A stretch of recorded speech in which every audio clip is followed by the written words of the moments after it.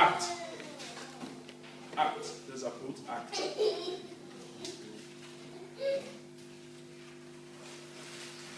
Actes.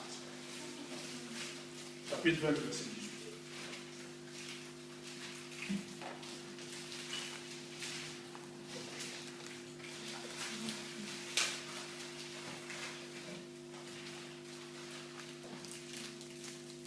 Pour les hommes de Dieu du pays, ils veulent tous venir en Europe. Alors que quand vous faites les bilans, ceux qui sont restés au pays et qui ont eu une promesse par rapport au pays sont plus prospères qu'eux. Regardez. Qui est en les grands ministères? C'est ceux qui sont restés au pays. Et si tu viens ici même pour avoir 20 membres, même c'est chaud. Tu es obligé de faire même croisade avec Agapé de c'est-à-dire une nourriture pour attirer et ils ne viennent pas comme ça. Les gens mangent chez eux. Laissons Dieu nous aider. Amen. Ok. Actes chapitre, j'ai dit combien? 20, verset 18. Regardons bien. Dit.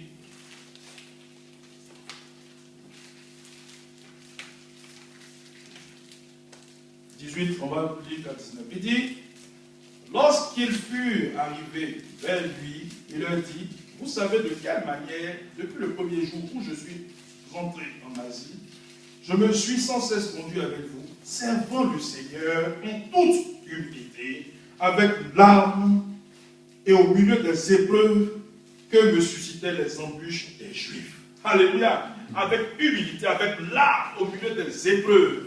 Que quoi? Que me suscitaient les Juifs au milieu des embûches. Prenez les Juifs là comme les chrétiens. Écoutez, ce n'est pas parce que tu es un homme de Dieu, ou je ne sais pas comment, que les chrétiens ne vont pas te persécuter. Alléluia. Mais qu'est-ce que tu dois faire? Tu dois accepter en toute humilité cette épreuve-là, cette étape-là, parce que Dieu te construit aussi. Alléluia. Oui, Dieu te construit aussi. Donc tu dois. Écoutez, troisième conséquence de l'humilité, c'est que quoi? Tu acceptes, tu te soumets à la volonté de Dieu de tout ton cœur, dans les épreuves, dans les larmes, et dans toutes ces épreuves, dans ces souffrances-là, tu te soumets. C'est ça, être humble.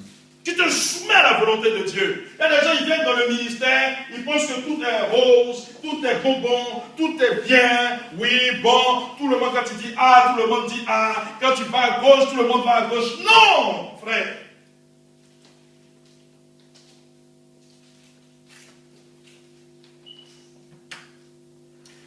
Vous avez déjà vu un berger au pays? On dit brebis, vous connaissez brebis. En fait, moi, c'est parce que Dieu est gentil. Nous appelons brebis. Sinon, notre vrai nom, c'est mouton. Vrai nom de chrétien, c'est mouton. Brebis, là, c'est mouton. Tu as déjà vu un berger de mouton, brebis. Va au pays, ils vont t'expliquer. Tu n'as pas un métier qui est plus difficile que celui-là. Chaque fois que tu n'acceptes pas les épreuves que Dieu a mis sur ton chemin pour te transformer, tu es orgueilleuse, oui. Parce que tu ne te soumets pas à la volonté de Dieu. Dieu a ses propres épreuves. Tu ne las choisis pas. Tu ne choisis pas tes épreuves. C'est trop facile. C'est trop facile. Ah, toi, tu passes une épreuve et puis tu as la correction en même temps. Comment ça peut se faire? Tu vas apprendre quoi? Mais celui qui est humble accepte toutes choses qui doivent arriver. Écoutez, lamentation, est-ce qu'il y a un prophète qui s'est plaint comme Jérémie? Dans la Bible, il y a un livre spécialement pour les lamentations. Tellement il s'est lamenté. Lui-même, Philippe a dit, quand vous lisez Lamentation chapitre 3, il dit quoi? Il dit, mais si le bien vient de Dieu, le mal ne viendrait-il pas de Dieu? Y a-t-il quelque chose qui arrive dans la vie d'un homme que Dieu n'est pas pour lui? Vous êtes là, vous pleurez, vous murmurez, vous vous plaignez, vous expliquez des choses à Dieu. Mais des prétentieux. Vous informez Dieu. Seigneur, tu ne vois pas que je souffre? Tu ne vois pas? Le lendemain vient chaque fois. Tu ne vois pas? Ah bon? Il t'a fait des yeux, il n'a pas des yeux.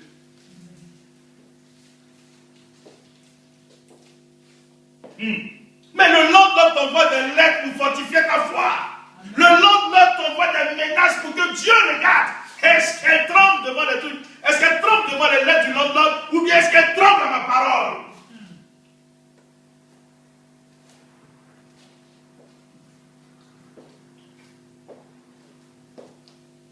lui expliquer le cas de cet homme de Dieu que j'appréciais aussi fortement, mais qui est décédé l'année dernière, je crois. Le docteur Thierry Osborne. Une fois, il expliquait que je vous ai dit, il y a des gens qui voient des gens de 40 ans, 45 ans de ministère. Ils veulent avoir le même ministère. C'est pas comme ça. Un ministère pour moi, jamais comme ça. Non. La souffrance, la petite chose d'abord. Le faible commencement. Donc à un moment, il n'avait rien. Il dit avec sa femme, ils n'avaient rien. Et une facture d'électricité, 50 $. Je vais vous expliquer ça déjà ici. Ils se sont mis là et disent, mais Seigneur, on ne travaille pas. On n'a personne d'autre sur qui compter. Tu nous as donné une force. C'est l'humilité dans la prière. Ils se sont mis là. Ils disent, bon, monsieur, madame, ils se sont mis à genoux, ils se sont attrapés les mains. Ils ont commencé à prier. Seigneur, priez, priez, priez, priez. Si vous ne croyez pas, vous pouvez ne pas croire. Si vous ne croyez pas aussi en son témoignage, ce n'est pas grave. Moi, j'y crois. 49 $ sont tombés du ciel. Paf! Ah. Ils ont ouvert les yeux. 49. Là, c'est la femme. Vous connaissez, c'est toujours les femmes. C'est vrai, nos femmes là, il faut les écouter. Mais pas toujours. Il faut les écouter. Peut-être 99% de fois. Mais la 100e fois, là, écoute-toi toi-même. La femme a regardé les 49 $. Elle dit, bon, allons chercher à compléter $1, comme ça va faire 50, on va payer la facture d'électricité. Il dit, mais comment on a fait pour avoir les 49? C'est Thierry Osborne qui dit à sa femme, comment on a fait pour avoir les 49? Elle dit, on a prié. Bon. On a demandé quoi à Dieu? 50 ou bien 49? Elle dit 50 $. Elle dit, mais alors, on a eu les ossements de notre prière. Elle dit, tu as raison. Continuons de prier. $1, 50 $. Vous essayez, vous comprenez? Je vous pose la question, est-ce que quand les épreuves viennent, est-ce que quand les difficultés viennent, quand la réalité est là, tu préfères quoi? Tu préfères craindre ou bien croire en ce que tes yeux voient, ou bien croire en ce que ta foi ou bien la parole de Dieu a déclaré sur ta vie? Voilà le problème. Chaque fois que tu me diras que c'est difficile, ça veut dire que toi-même tu es en train d'alimenter ton incrédulité et ton orgueil. C'est difficile et puis tu veux faire quoi?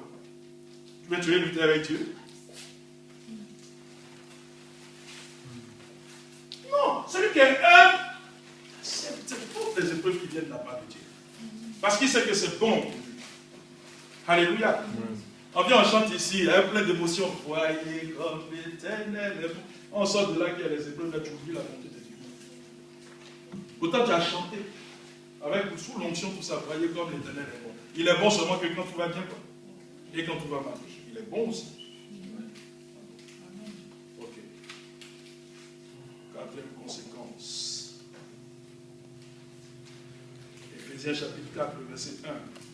Quatrième conséquence de l'humilité. Éphésiens chapitre 4, le verset 1.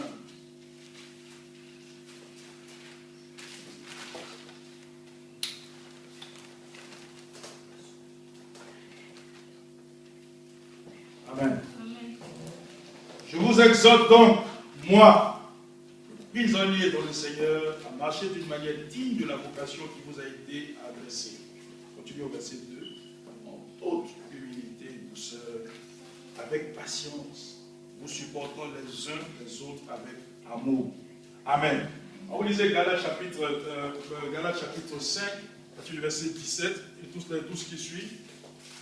Dans le verset 22, même, vous avez le fruit de l'esprit, l'amour et puis tout ce qui suit. Alléluia. Mais l'amour de Dieu ne peut être dissocié de l'humilité. Alléluia. Parce que le fruit de l'esprit, qui est l'amour, doit créer en toi normalement un sentiment d'humilité. Qui me suit? Donc tu dois apprendre à supporter tes frères et sœurs, à commencer par ceux qui vivent dans la même maison que toi. Avec douceur, patience. Autrement dit, tu es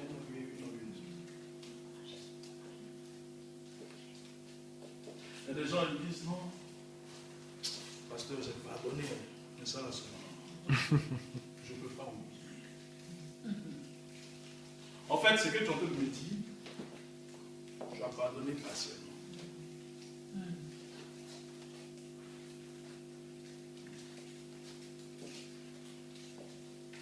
Tu m'as fait trop de mal, tu dois payer. Pourquoi la miséricorde? Fouille toi-même. Dans ta propre mémoire, n'as-tu jamais fait du mal à Dieu? Tu as commencé par Dieu lui-même. Alléluia. Mais dans les églises, il y a des clans. qui sont assis là sont les supporters de pasteur A. Ceux qui sont là, pasteur B. Le pasteur même son. J'ai mon troupeau. L'autre aussi dit non, moi j'ai mon bétail. Chacun. C'est de l'orgueil. Et puis, en fait, les deux pasteurs, excusez-moi, sont des apprentis sorciers. Parce que tous ceux qui aiment la division sont du diable. Amen. Paul a dit. Qui est Apollos? Qui est l'homme? Il n'est rien. C'est Dieu qui est tout. Non, il y a un clan. Ah, c'est les Congolais. Et un autre, les Ivoiriens. Après, maintenant, il y a les choses, il y a les, comment on appelle les Centrafricains. Et puis, il y a les Togolais. Il y a des. C'est quoi ça?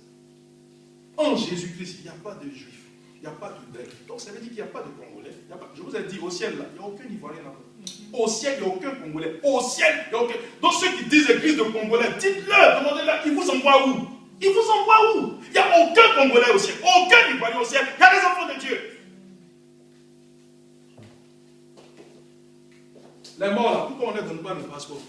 Les passeports que vous faites, les mariages arrangés pour avoir, les passeports que vous faites, toutes les autres, vous-même vous m'avez menti que vous avez le sida, vous pouvez dans les papiers. Hein? Oui, si c'est ta oui. Bientôt tu vas voir des mariages homosexuels parce que ça a été légalisé les Ivoiriens. Vous allez voir bien. C'est moi là, je connais. Je ne sais pas si les Congolais, mais les Ivoiriens, vous allez voir. Ils ne sont pas homosexuels, mais ils vont dire, faites ça devant nous. Et puis voilà, montez les papiers. Et des chrétiens, qu'on parle de papier net, là, leur foi, là, ça tombe dans les talons. Ils n'ont plus de foi. Ils croient en tout. Ils croient en tout. Mais quand on dit là, leur office arrive, il n'y a pas de place dans le truc, ils vont sauter par là.